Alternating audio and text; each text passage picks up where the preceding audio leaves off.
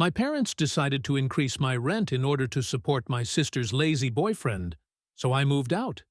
Now, they're begging me to return. And I'm Landon, 26 years old, and I honestly think my parents have lost their minds. This entire situation has been building up for months, and I finally reached my breaking point. For some background, I had been living with my parents for the last 2 years to save money since rent prices around here were sky high. Staying with them seemed like the best option. Pay a fair rent and save up to eventually buy my own place. Initially, things went smoothly. I'd pay them a reasonable amount, help out around the house, and still manage to save a decent amount. My mom, Claire, even called me the responsible one. Until my sister Olivia and her freeloading boyfriend Aiden moved in. Olivia, at just 22, acts much younger. She dropped out of college, hasn't kept a job for longer than 3 weeks, and brought Aiden home, who is, without exaggeration, the textbook definition of a deadbeat. He's unemployed, constantly making excuses about finding his passion, and spends his days lounging on the couch, scrolling through his phone or eating food that I paid for. At first, I tried to avoid conflict since Olivia is my sister, and I didn't want to cause any problems. I assumed they would move out soon, so I tried to put up with the chaos. I was wrong.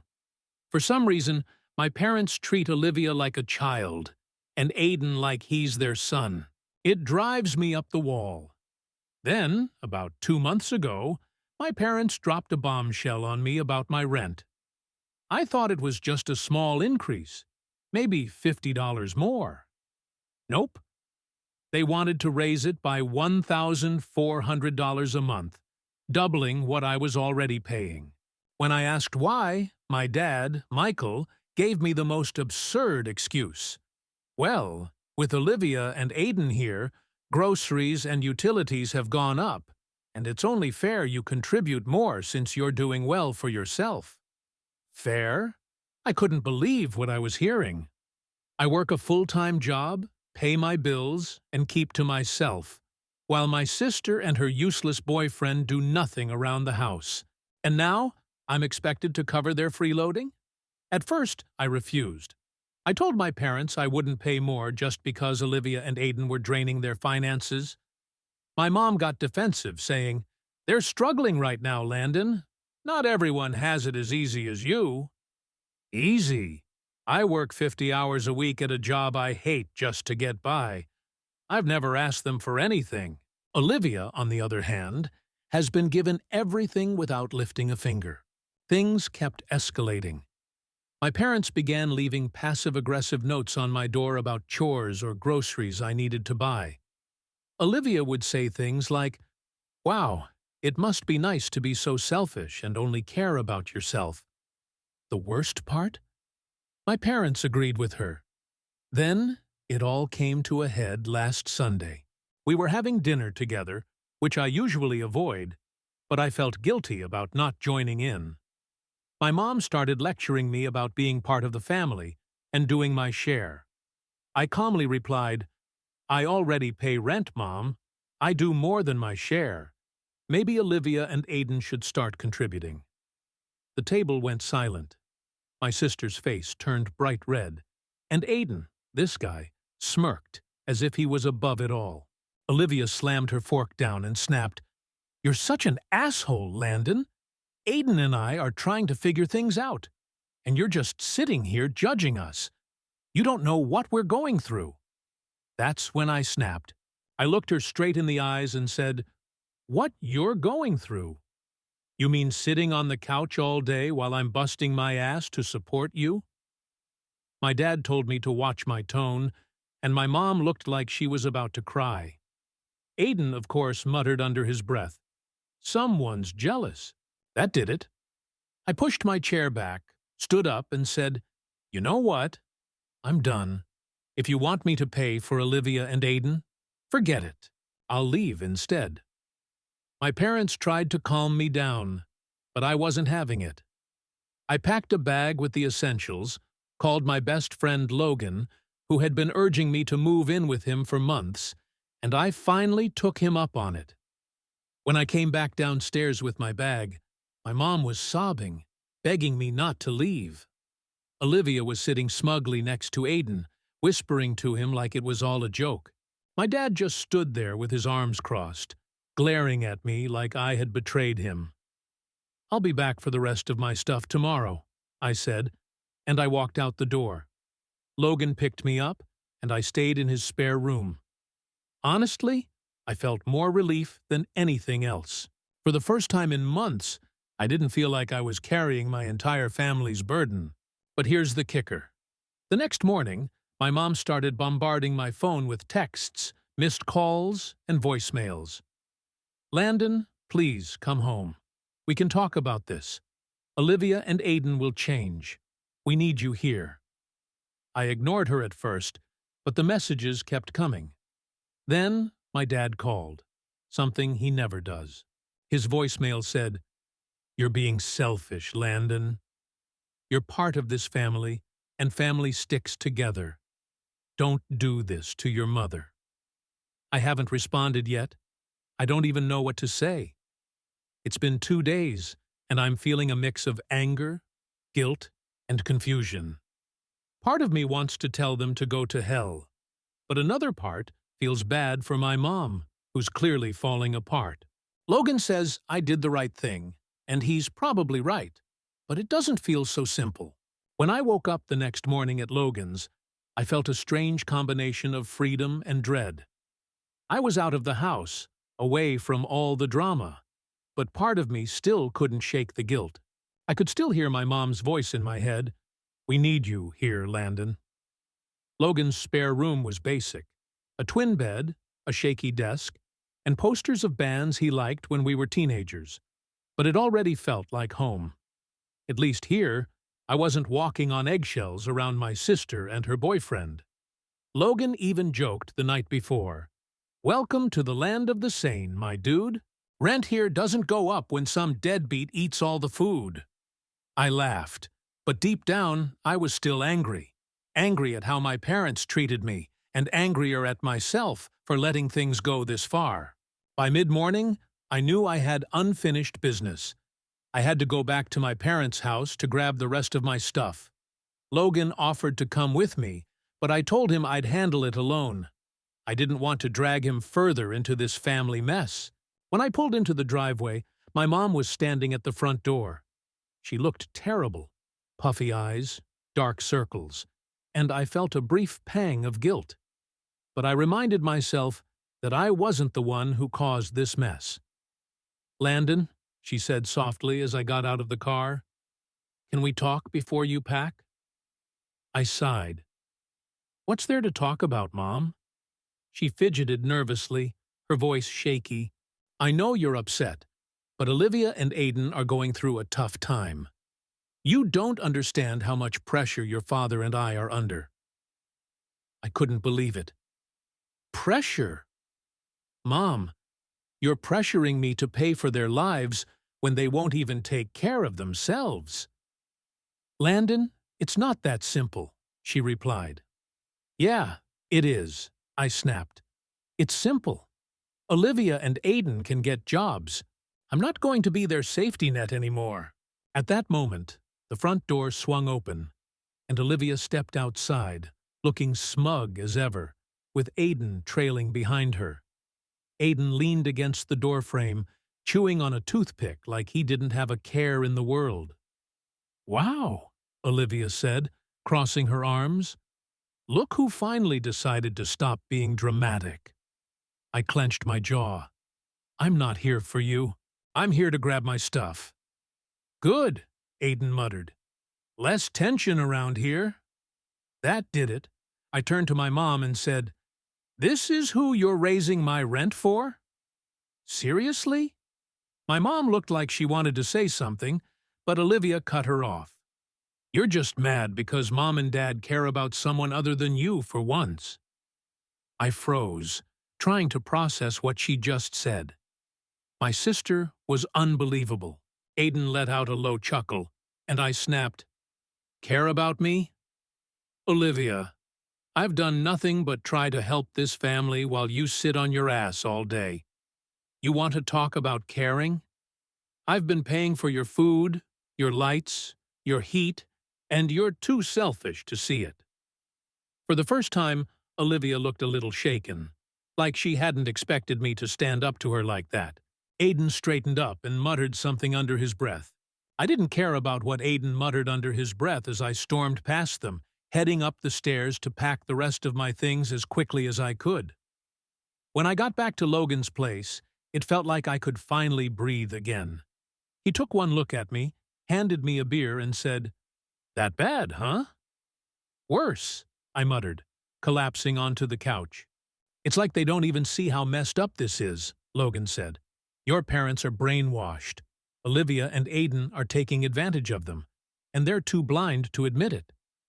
I knew he was right, but that didn't make me feel any better. I kept checking my phone, half expecting another guilt trip text from my mom. Surprisingly, it was quiet for most of the evening. For a while, I thought maybe they'd finally left me alone. I was wrong.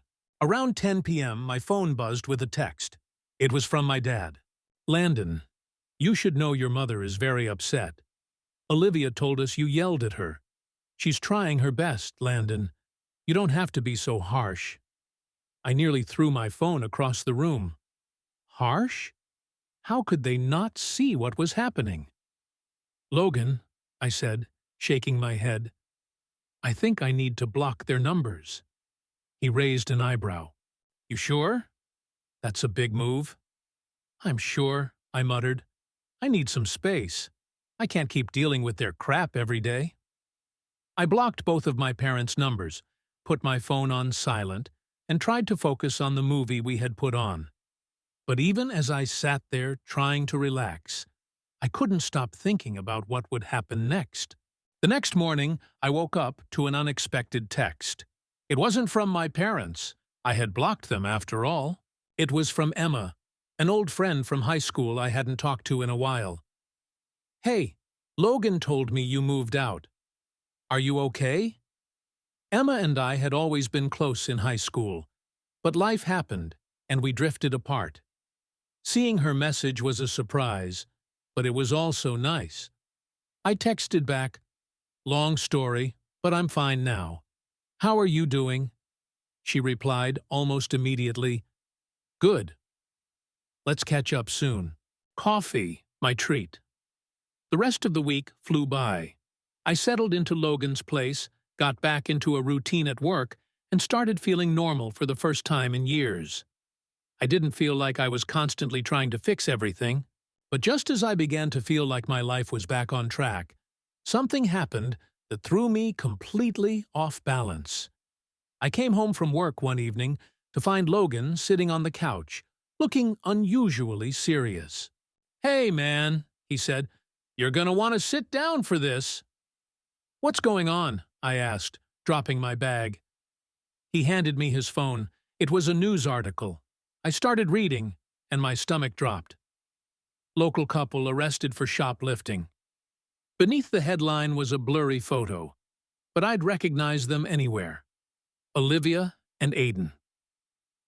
"Holy," I whispered. "They got caught stealing from a grocery store." "Apparently, your parents must be losing it," Logan said. I couldn't even process what I was seeing.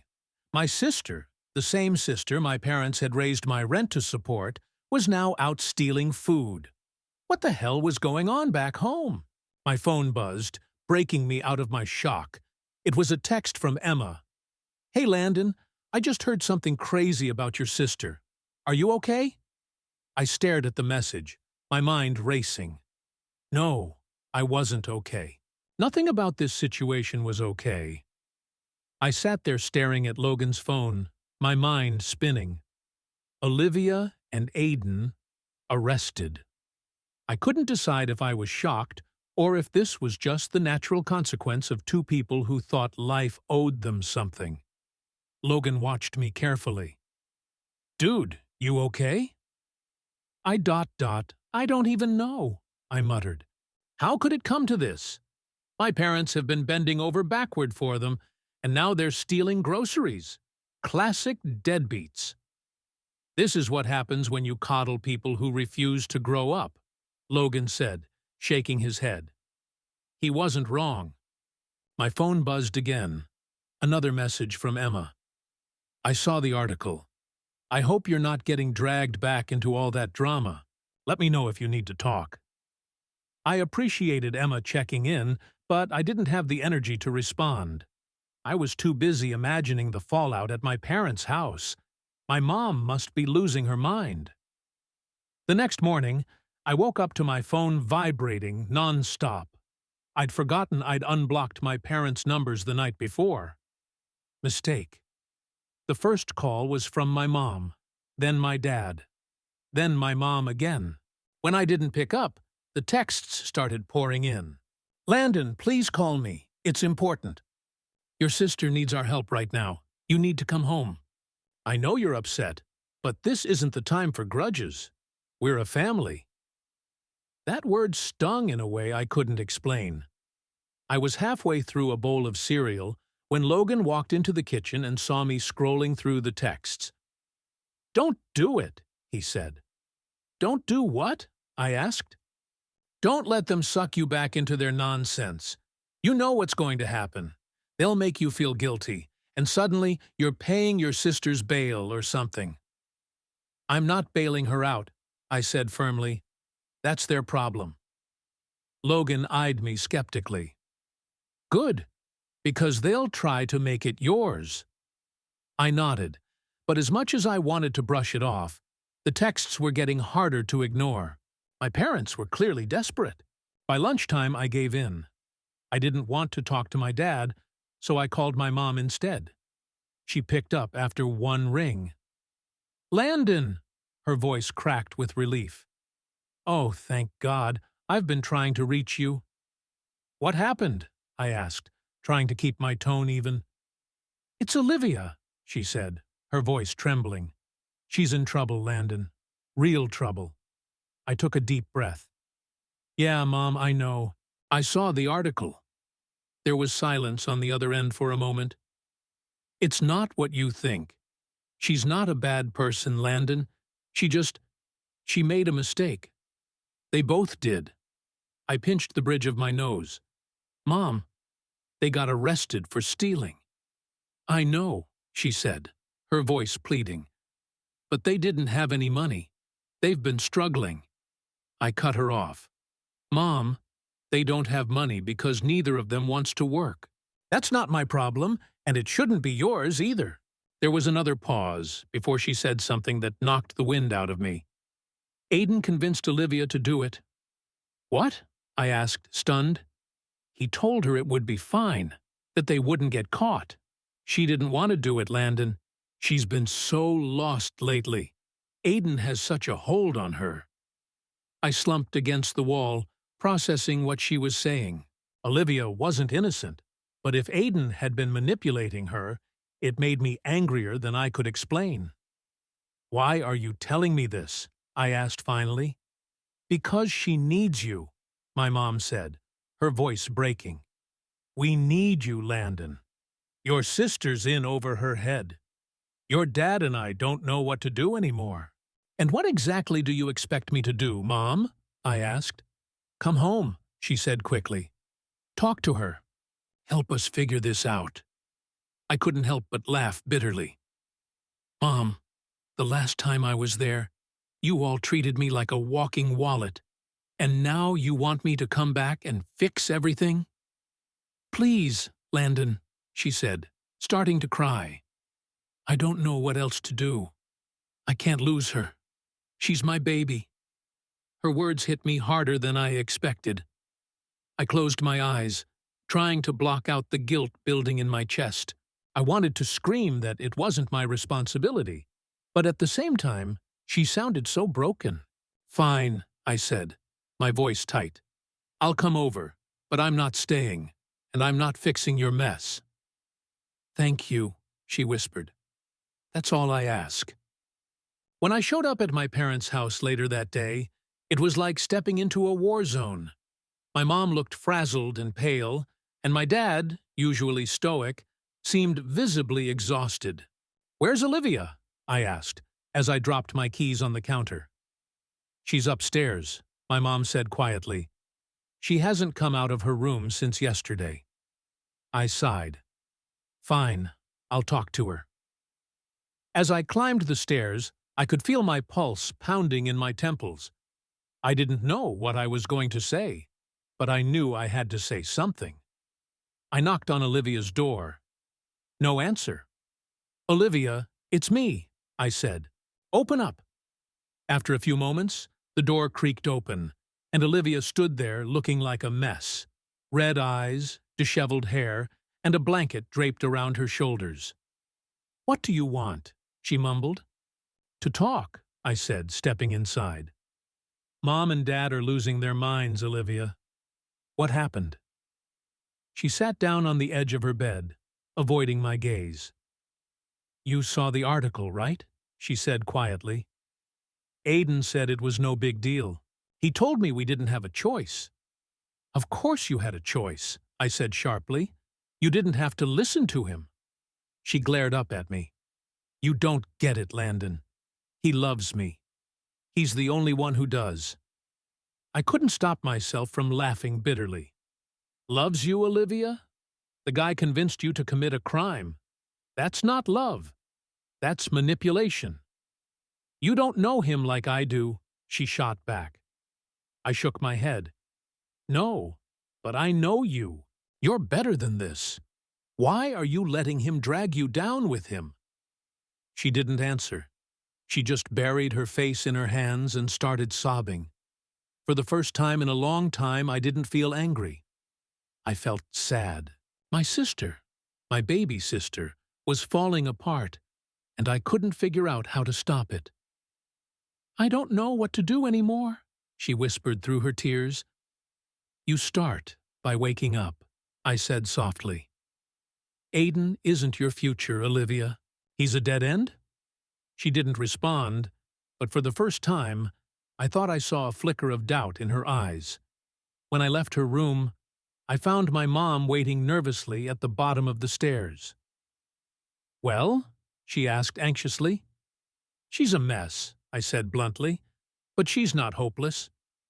My mom looked like she wanted to cry again, but she just nodded. "Thank you for coming, Landon." "Don't thank me yet," I said, grabbing my keys. "I'm not fixing this for you. Olivia needs to figure out her own life." As I drove back to Logan's, I couldn't shake the feeling that something bigger was coming, something I wasn't prepared for. For the next few days, I couldn't stop thinking about Olivia. It wasn't like I suddenly wanted to fix everything for her, but seeing her like that, so broken, shook me in a way I wasn't expecting. A part of me wanted to brush it off, keep my distance, and let her deal with the mess she created. But another part of me, the part that still saw her as my annoying kid sister, felt responsible. Logan noticed I was quieter than usual. "You're thinking about your sister, aren't you?" he asked. I nodded, staring into my coffee cup. "Yeah, she's a mess, man. It's like Aiden's got her under some kind of spell, and my parents, they're just enabling it. I don't even know how to help without getting dragged back into the chaos." Logan leaned back on the couch. "You can't save someone who doesn't want to be saved, Landon. You tried talking to her, right?" "Yeah, but I don't think she's listening." "Then stop beating yourself up," Logan said. "You did your part. It's not on you to fix their lives." I wanted to believe that. Really, I did. But life has a way of dragging you back into the fire, even when you're trying to stay far away. The next morning, I got another text from my dad. "Come to the house tonight. We need to talk. It's important." I almost ignored it, but something about the wording unsettled me. My dad wasn't the type to ask me to talk unless things were really serious.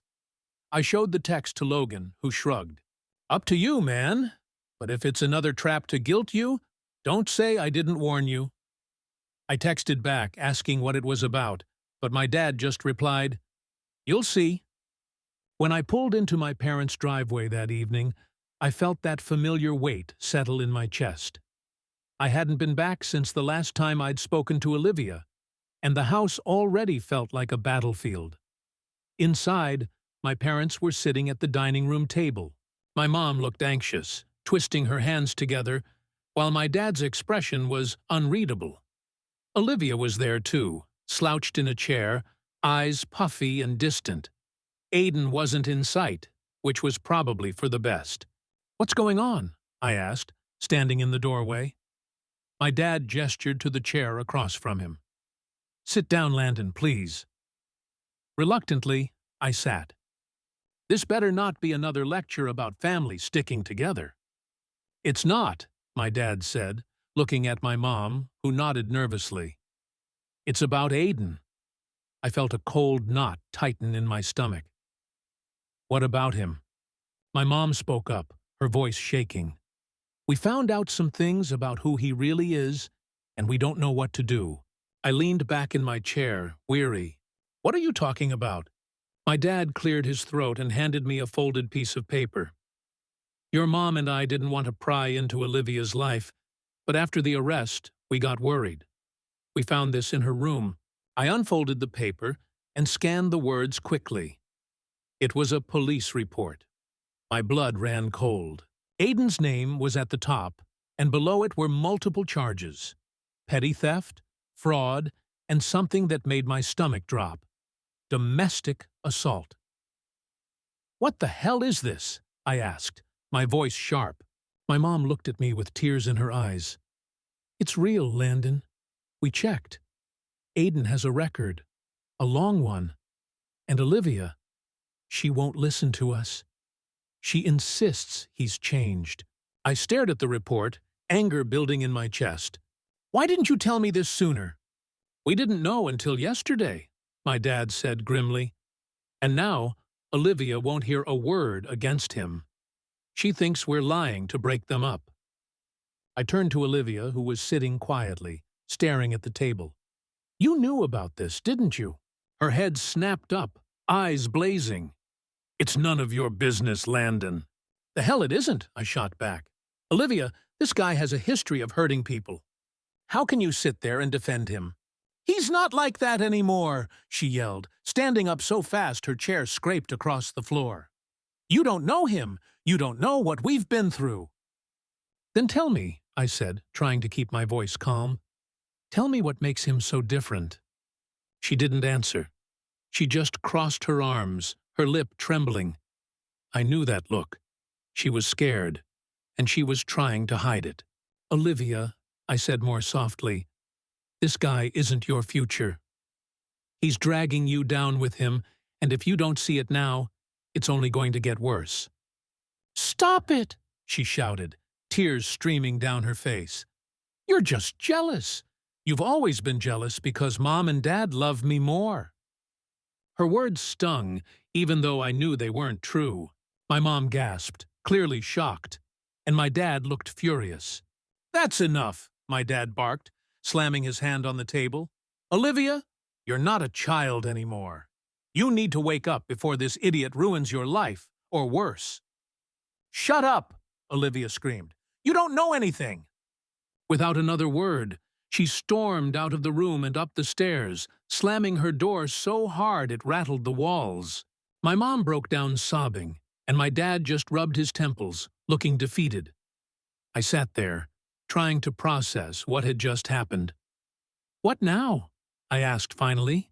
My dad looked at me, his eyes heavy with exhaustion. "I don't know, Landon.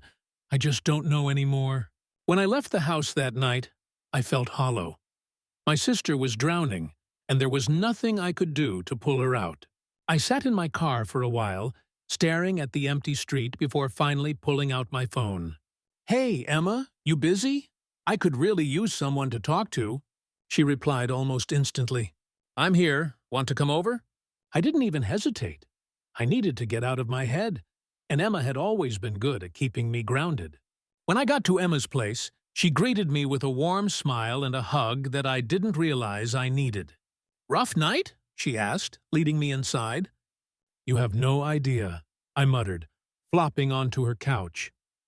Emma handed me a glass of water and sat next to me. "Start from the beginning. So I told her everything: the rent situation, my sister's arrest, the police report about Aiden, and the fight that had just gone down. Emma listened quietly, nodding every now and then, until I finally ran out of steam. "Wow," she said softly. "That's a lot to deal with." "Yeah," I sighed, "and I don't even know what to do anymore.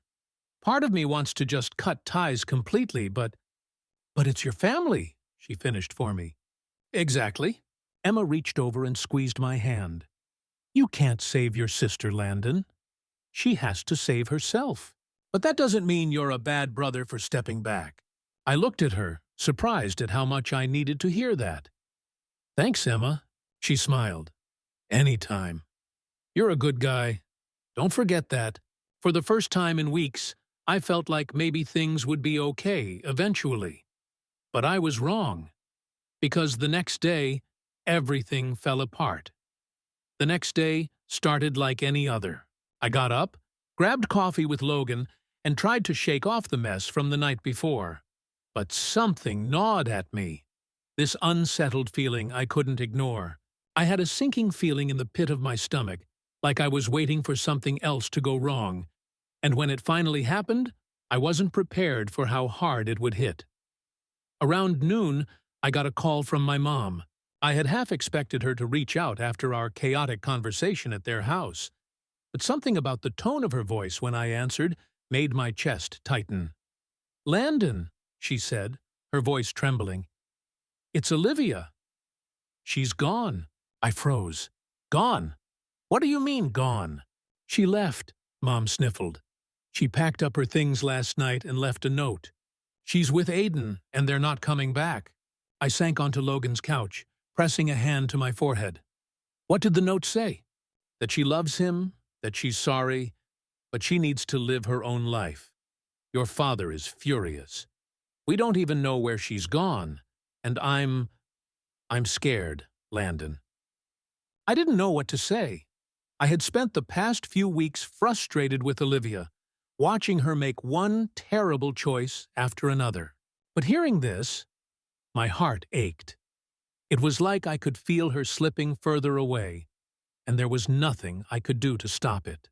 "I'm sorry, Mom," I said softly, "but I don't know what you want me to do." My mom hesitated before replying. "Can you try to find her, please, Landon?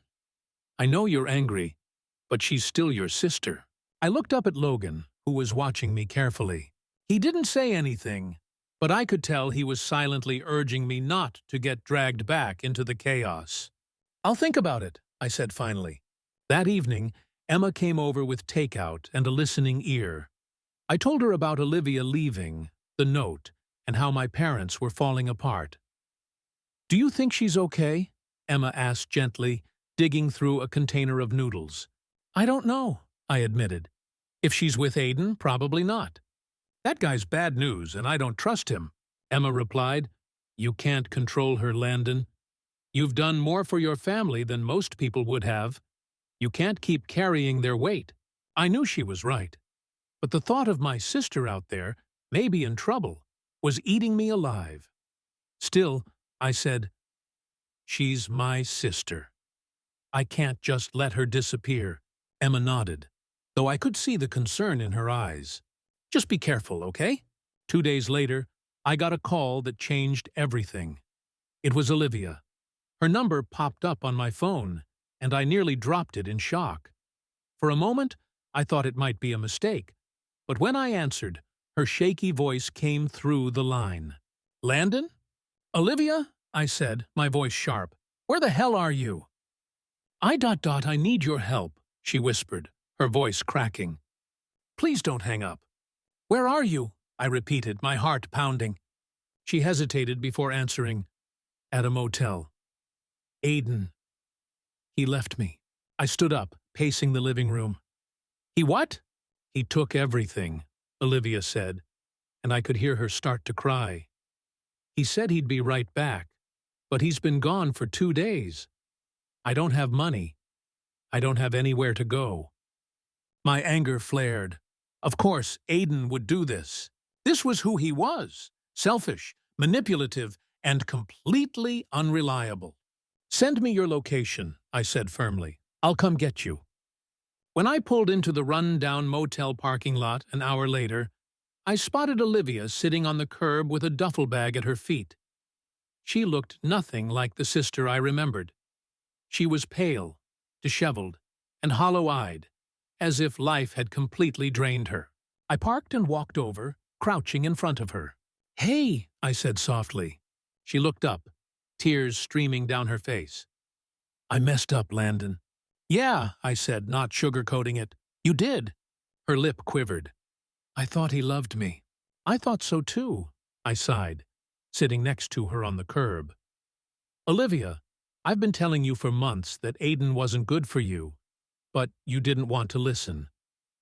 "I know," she whispered. "I know. And now I've lost everything. Mom and Dad probably hate me." "You probably hate me too." I looked at her and shook my head. "I don't hate you. I'm pissed at you, yeah. But you're my sister, and you're lucky Aiden's gone because I'd knock him flat if I saw him right now." She let out a broken laugh. "You always were the big brother who thought he could fix everything." "Yeah, well, I can't fix this," I said honestly, "but I can help you get back on your feet if you're ready to try." She turned to look at me, her expression finally softening. "You'd really help me after everything?" "Olivia, you're still my family," I said. "But things are going to be different now. You can't keep making excuses, and you can't let Mom and Dad enable you anymore. You want my help? You're going to have to fight for yourself, too." She nodded slowly. "Okay, I'll try." When we got back to my parents' house later that evening, my mom burst into tears and hugged Olivia like she thought she'd never see her again. My dad, true to form, was more stoic, but I saw the relief in his eyes.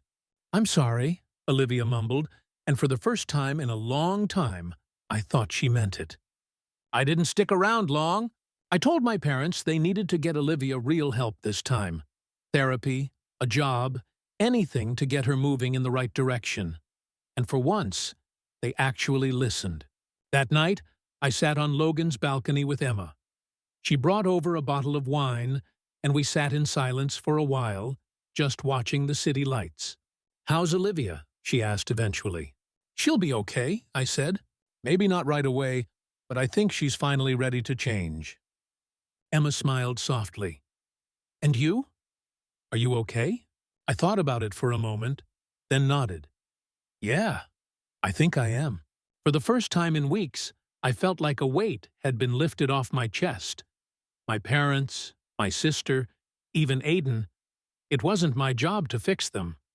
I could be there for them, sure, but I couldn't keep sacrificing myself for their messes. Emma leaned her head on my shoulder. "You did good, Landon. You're a better brother than most." "Thanks," I said, exhaling deeply. "I'm just ready to move on." And for the first time in a long time, I actually believed it.